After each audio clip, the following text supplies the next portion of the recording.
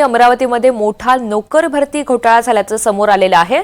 जिल्हा परिषद सहकारी बँकेच्या नोकर भरतीमध्ये घोटाळा झालेला आहे। पदाधिकाऱ्यांविरोधात फसवणुकीचे गुन्हे दाखल झालेत। शिक्षक बँकेच्या कर्मचारी भरतीमध्ये गैरव्यवहार झाल्याचं आता निष्पन्न झालंय।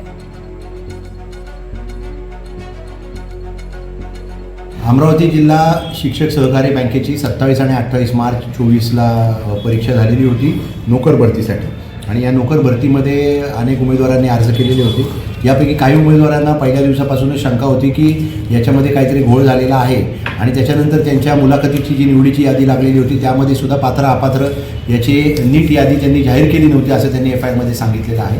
आणि सरतेशेवटी त्यांनी ज्या मुलांची नावं घेतलेली होती ती मुलं त्या परीक्षेमध्ये सिलेक्ट होऊन त्यांना नोकरी लागल्याचं डिक्लेअर करण्यात आलं होतं। यावरून या अर्जदारांनी या बँकेविरुद्ध अर्ज केलेला होता आणि त्या अर्जाच्या चौकशीअंती राजापेठ पोलीस ठाण्याला आमच्या अमरावती शहर आर्थिक गुन्हे शाखेने गुन्हा दाखल केलेला आहे।